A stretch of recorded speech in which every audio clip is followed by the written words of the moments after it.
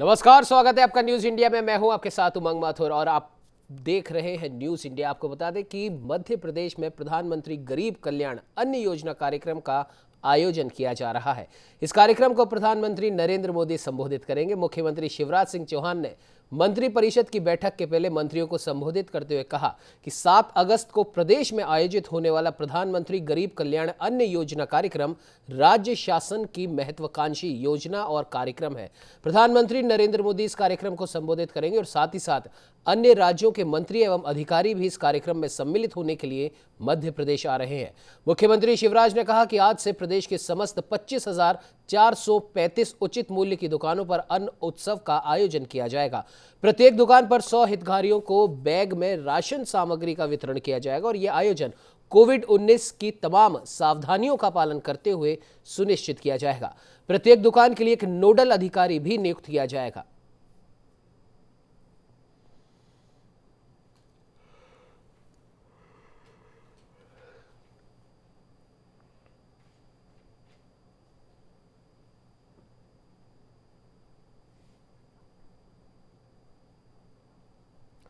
तो बीजेपी अध्यक्ष जेपी नड्डा आज से उत्तर प्रदेश के 2 दिवसीय दौरे पर रहेंगे और इस दौरान आगामी विधानसभा चुनाव के मद्देनजर संगठनात्मक बैठकें करेंगे।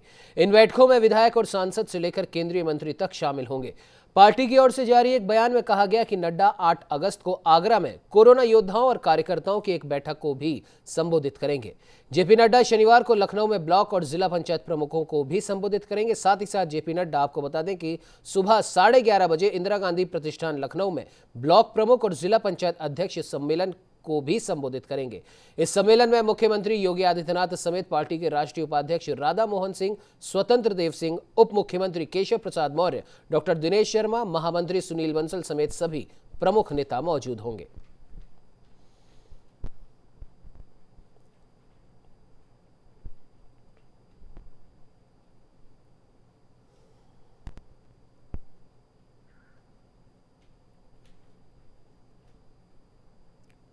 तो बिहार में कोरोना संक्रमण के मामले कम होने के बाद आज से 9वीं से 12वीं तक के स्कूल कॉलेजों को खोला गया है। तो वहीं पहली से 8वीं कक्षा तक के बच्चों के लिए 16 अगस्त से स्कूलों का संचालन होगा। बीते दिनों मुख्यमंत्री नीतीश कुमार ने ट्वीट कर कहा था कि 9वीं से 10वीं कक्षा 7 अगस्त एवं पहली से 8वीं कक्षा 16 अगस्त से खुलेंगी और कोचिंग संस्थान छात्रों की 50% उपस्थिति के साथ चलेंगे। इसके साथ ही बिहार में अनलॉक 6 की कवायद शुरू कर दी गई है, जिसमें स्कूल, कॉलेज, दुकानें आदि खोलने के नियमों में ढील दी गई है।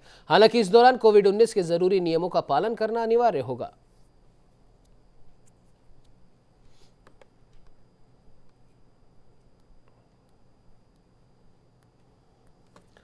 तो वहीं जम्मू कश्मीर के बडगाम के मोचवा इलाके में सुरक्षा बलों और आतंकियों के बीच मुठभेड़ जारी है, जहां मुठभेड़ में सेना ने एक आतंकवादी को ढेर कर दिया है, जिसके पास AK-47 राइफल और एक पिस्टल बरामद हुई है। घाटी में आतंकियों के खिलाफ सुरक्षा बलों का ऑपरेशन लगातार जारी है और खुफिया जानकारी के आधार पर सुरक्षा बलों द्वारा मोचवा इलाके में सर्च ऑपरेशन भी चलाया जा रहा था। तभी इलाके में छिपे आतंकियों ने अचानक फायरिंग शुरू कर दी। इसके बाद जवाब में सुरक्षा बलों ने भी फायरिंग की और अब दोनों ओर से गोलीबारी हो रही है। इससे पहले जम्मू कश्मीर के राजौरी जिले में शुक्रवार को सुरक्षा बलों और आतंकवादियों के बीच हुई मुठभेड़ में 2 आतंकवादी मारे गए थे।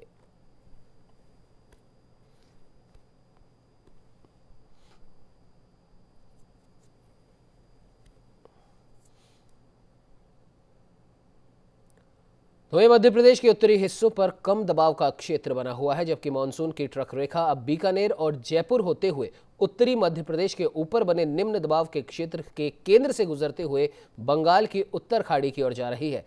मौसम पूर्वानुमान एजेंसी स्काईमेट के मुताबिक चक्रवाती हवाओं के क्षेत्र के रूप में पश्चिमी विक्षोभ यानी कि वेस्टर्न डिस्टर्बेंस पंजाब पर देखा जा सकता है। मौसमी गतिविधियों के कारण मध्य प्रदेश और राजस्थान में भारी बारिश का दौर जारी है और इसी बीच मौसम विभाग ने उत्तर प्रदेश और राजस्थान के कई इलाकों में बारिश की संभावना जताई है। तो वहीं राष्ट्रीय राजधानी दिल्ली में भी हल्की बूंदाबांदी हो सकती है।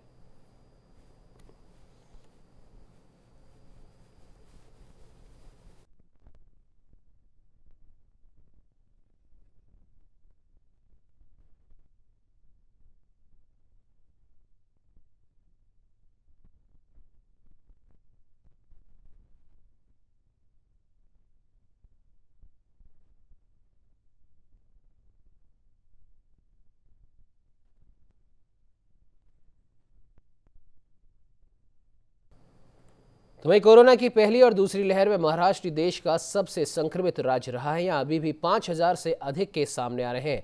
इसी बीच नासिक से एक और चौंकाने वाली खबर आई है। यहाँ कोरोना के डेल्टा वेरिएंट के 30 संक्रमित मिले हैं। इससे पहले महाराष्ट्र के पुणे में भी डेल्टा प्लस वेरिएंट से संक्रमित 2 मरीज मिले थे। तो वहीं देश भर में बीते 24 घंटों में कोरोना वायरस के 38,628 नए मामले सामने आए और 40,017 लोग कोरोना से रिकवर भी हुए। तो वहीं 617 लोगों को कोरोना से अपनी जान गंवानी पड़ी।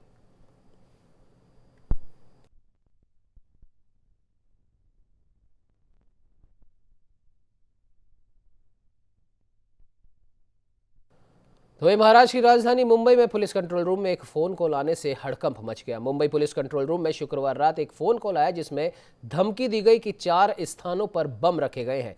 मुंबई के 3 प्रमुख रेलवे स्टेशनों और अभिनेता अमिताभ बच्चन के बंगले में बम रखे जाने की सूचना मिलने के बाद इन स्थानों पर सुरक्षा बढ़ा दी गई है। हालांकि जांच में यह कॉल फर्जी निकला और अब पुलिस कॉल करने वाले व्यक्ति और उसकी लोकेशन का पता लगाने में जुटी है। पुलिस अधिकारी ने कहा कि फोन आने के बाद राजकीय रेलवे पुलिस, रेलवे सुरक्षा बल के साथ ही बम निरोधक दस्ता, श्वान दस्ता और स्थानीय पुलिसकर्मी इन स्थानों पर पहुंचे और तलाशी अभियान शुरू कर दिया। अभी तक इन स्थानों पर कुछ भी संदिग्ध नहीं पाया गया, लेकिन भारी संख्या में पुलिसकर्मियों को यहां पर तैनात किया गया है। उन्होंने बताया कि मामले की तफ्तीश लगातार की जा रही है।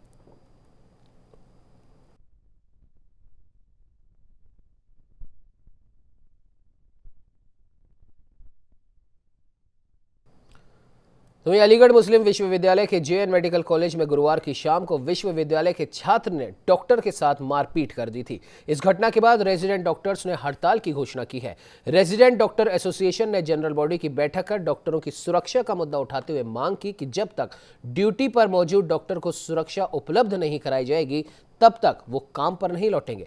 आपको बता दें कि विश्वविद्यालय के डिप्टी प्रोक्टर सैयद नवाज अली जैदी ने बताया कि विश्वविद्यालय के बीए के छात्र के पेट में दर्द होने पर मेडिकल कॉलेज के ट्रोमा सेंटर में उसे भर्ती कराया गया था। इस दौरान उसने डॉक्टर से जल्दी देखने की बात कही तो डॉक्टर ने थोड़ी देर बाद देखने के लिए कहा और ऐसे में दोनों छात्र और डॉक्टर के बीच विवाद उत्पन्न हो गया। चलिए बढ़ते हैं अगली खबर की ओर। आपको बता दें कि उत्तर प्रदेश में कई नदियां उफान पर हैं। उत्तर प्रदेश के प्रयागराज में गंगा और यमुना नदी खतरे के निशान के ऊपर बह रही है, तो वहीं जल स्तर बढ़ने से आसपास के निचले इलाके जलमग्न हो गए हैं। दोनों नदियों का जलस्तर लगातार बढ़ रहा है। हालांकि जिले में धौलपुर बैराज से छोड़े गए पानी से बाढ़ का खतरा मंडरा रहा है। ये पानी यमुना के सहारे आएगा, लेकिन गंगा का जलस्तर तेजी से बढ़ रहा है। उधर वाराणसी में गंगा चेतावनी बिंदु तक पहुंच गई है। एक स्थानीय व्यक्ति ने बताया कि लगभग 1500 मकान भी डूब गए हैं।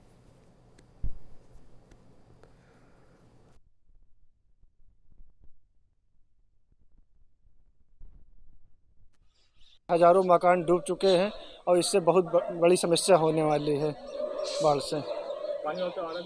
पानी बहुत और आने वाला है। बाढ़ से बहुत बड़ी समस्या है। सब छात्र पूरे रूम खाली करके यहाँ से भाग रहे हैं।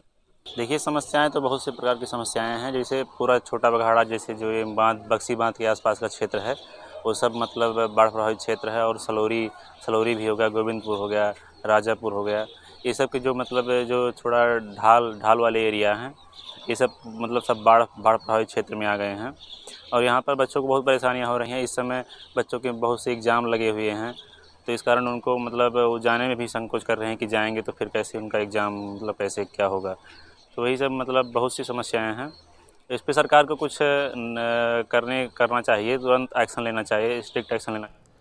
तो ये हरदोई के बिलग्राम इलाके के कई गांव नदी किनारे बसे हैं, जहां बाढ़ की आशंका को देखते हुए प्रशासन ने बाढ़ से निपटने के पुख्ता इंतजाम किए हैं, जिसे लेकर डीएम अविनाश कुमार ने बताया कि सभी तैयारियां पूरी कर ली गई हैं और संभावित बाढ़ से निपटने के लिए प्रशासन मुस्तैद है। तो वहीं बैराज से गंगा में करीब 3 लाख क्यूसेक पानी छोड़ा गया है। रामगंगा का जल स्तर 134.7 मीटर पर आ गया और साथ ही गंगा का जलस्तर 144.65 मीटर पर आ गया है। दूसरी तरफ गंगा में बढ़ते जलस्तर से सबसे ज्यादा चिरंजीवपुरवा और सोनारीपुरवा के ग्रामीण डरे हुए हैं। बाढ़ को लेके, प्रबंधन को लेके हम लोगों ने पहले ही तैयारियां कर ली थी। माननीय मुख्यमंत्री जी ने इस बार जनपद को 20 करोड़ की धनराशि भी दी थी, जिससे बाढ़ प्रबंधन के कार्य भी कराए गए हैं। जो हमारा सबसे ज़्यादा प्रभावित क्षेत्र था, जहां कटान हो रहा था, कटरी बिछुइया, मुक्कुपुरवा, जो बिलग्राम तहसील में पड़ते हैं, वहाँ पे ड्रेजिंग का कार्य कराया गया है और वहाँ पे स्पर का निर्माण भी किया गया है। 2 बार यहाँ पे वाटर लेवल राइज भी किया गया, परंतु कोई कटान नहीं है वहाँ पे। और इसी प्रकार मानी मऊ में भी बाढ़ प्रबंधन के कार्य कराए गए हैं। वहाँ पे भी गर्रा नदी में कटान हो रहा था, तो इस बार स्थिति नियंत्रण में है।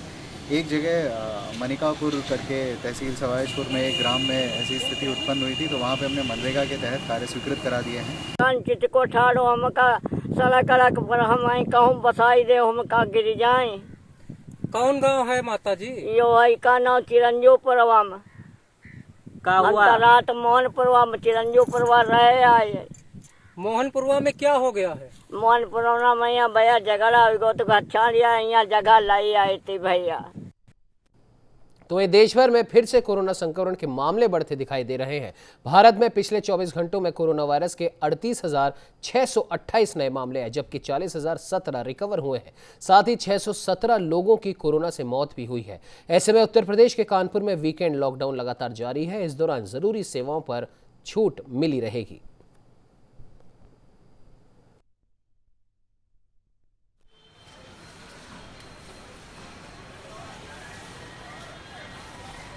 लॉकडाउन में कोई असर नहीं मालूम पड़ रहा है और तीसरी लहर का आशंका बनी हुई है। लोग मानने के लिए तैयार नहीं है, ना मास्क का प्रयोग कर रहे हैं, ना सैनिटाइजर का, ना उचित दूरी बनाए हुए हैं। नहीं, लॉकडाउन बिल्कुल नहीं लग रहा है। सब यहाँ सब यातायात सुचारू चालू है। और आपको बता दें कि बहराइच में मादक पदार्थों की तस्करी के खिलाफ चलाए जा रहे अभियान के तहत पुलिस को बड़ी सफलता हाथ लगी है। दरअसल एसओजी और थाना रिसिया पुलिस की संयुक्त टीम ने चेकिंग के दौरान 500 ग्राम स्मैक के साथ अंतर्राष्ट्रीय शातिर ड्रग तस्कर समेत 3 अभियुक्तों को गिरफ्तार किया है। पकड़ी गई ड्रग्स की कीमत अंतर्राष्ट्रीय बाजार में करीब 5 करोड़ रुपए बताई जा रही है। तो वही पुलिस ने आरोपियों के पास से 4 मोबाइल, एक 4 पहिया वाहन और 3,000 रुपए नकदी बरामद की है। फिलहाल पुलिस सभी आरोपियों से पूछताछ में जुटी है।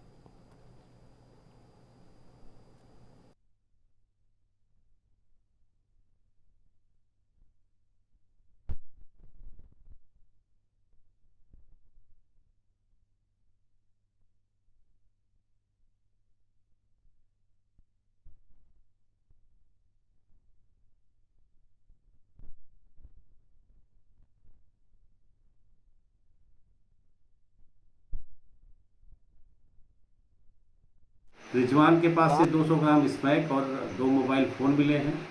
मुश्ताक अहमद के पास से 200 ग्राम स्मैक और 1 मोबाइल फ़ोन मिला है। साथ ही साथ कमालू के पास से 100 ग्राम स्मैक मिला और 1 मोबाइल फ़ोन मिला है। इस तरह से पूरे घटनाक्रम में 500 ग्राम स्मैक की बरामदगी हुई है, 4 मोबाइल फ़ोन बरामद हुए हैं, 3,000 रुपये नकद बरामद हुआ है और एक XUV 300 गाड़ी UP 40AR 7009। इन तीनों अभियुक्तों के विरुद्ध FIR दर्ज करके इनको जेल भेजा जा रहा है और आवश्यक कार्रवाई। तो वहीं तखतगढ़ थाना क्षेत्र के जालौर सीमा में देर रात ट्रैक्टर और कार में भिड़ंत हो गई। इस हादसे में 3 लोग घायल हुए। घायलों को हालांकि सुमेरपुर रेफर कर दिया गया, जहां उनका इलाज जारी है। भिड़ंत इतनी खतरनाक थी कि ट्रैक्टर के 2 टुकड़े हो गए। तो वह ट्रैक्टर सवार 2 युवक और कार में सवार एक वृद्ध घायल हुआ है, जिन्हें उपचार के लिए सुमेरपुर रेफर कर दिया गया है।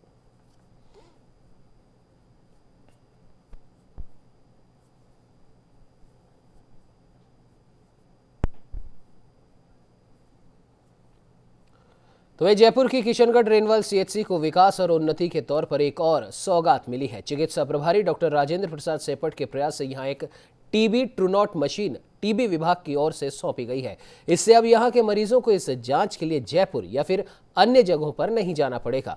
रेनवाल सामुदायिक स्वास्थ्य केंद्र प्रभारी डॉक्टर राजेंद्र प्रसाद सेपट ने बताया कि TB के मरीजों को इस जांच के लिए पहले जयपुर, चोमू सहित अन्य स्थानों पर जाना पड़ता था, लेकिन अब इस मशीन से जल्द जांच शुरू कर दी जाएगी। डॉक्टर सेपट ने बताया कि अत्याधुनिक मशीन जांच के साथ ये भी पता लगाती है कि मरीज पर कौन सी दवा कारगर है। इस मशीन से रेनवाल के साथ ही आसपास के गांव के लोगों को भी काफी फायदा होगा। जो TB के पेशेंट्स हैं उनकी जांच के लिए एक अत्याधुनिक मशीन है ट्रूनॉट, जिसके तहत मरीज को TB है या नहीं है उसका पता चल जाएगा। तो दूसरा जो है कि वो रिफॉर्मेशन से रेजिस्टेंट है या नहीं है। अपने जो प्रोग्राम है उसके अंदर 2 तरह के मरीज होते हैं, एक तो ड्रग सेंसिटिव और एक drug resistant. Drug resistant machine जो है उसके जांच के लिए अपने को ट्रूनॉट मशीन है। आज CHC रेनवाल के लिए बहुत खुशी का दिन है।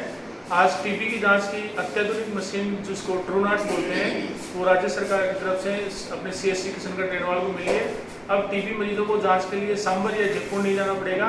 उनको टीबी की जांच तथा कौन सी दवाई उनको सबसे बढ़िया लगेगी, ये जांच भी यहीं पता चल जाएगी, जिससे रोगियों को बहुत फायदा होगा।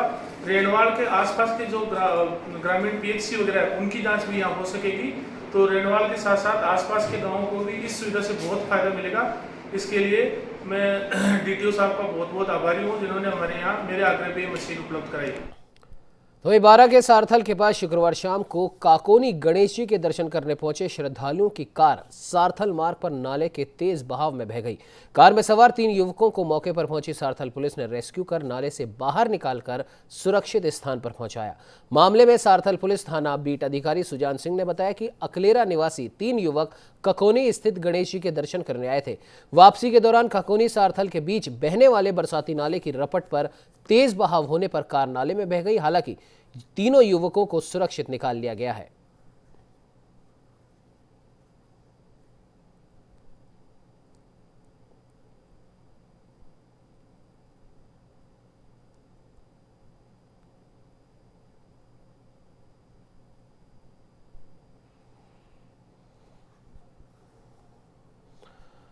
तो वहीं टोंक के पीपलू में रात भर से बारिश का दौर जारी है। यहाँ बीते 12 घंटों में अगर हम आपको बताएं कि तेज बारिश के चलते लोग काफ़ी परेशान हैं। हालांकि गर्मी से थोड़ी राहत ज़रूर मिली है, लेकिन फिर भी बीते 12 घंटों में आपको जानकारी के लिए बता दें कि करीब 2 इंच पानी बरसा है। तेज़ बारिश से सहोदरा नदी भी उफान पर है।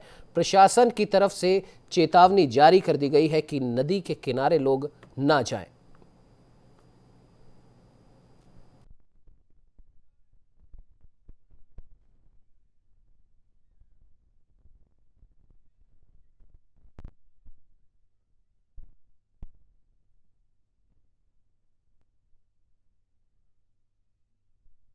बता दें कि टोंक के पीपलू में रात भर से बारिश का दौर जारी है। बीते 12 घंटों में 2 इंच से भी अधिक पानी बरस चुका है, जिससे पीपलू तालाब में 2 फीट पानी की आवक हुई है। तो वहीं पीपलू क्षेत्र के 29 गांवों के लिए लाइफलाइन माने जाने वाले माशी बांध में भी 1 फीट पानी की आवक हुई है। इलाके में हुई तेज बारिश से सहोदरा नदी उफान पर है, जबकि दर्जनों एनीकटों पर चादर चल रही है।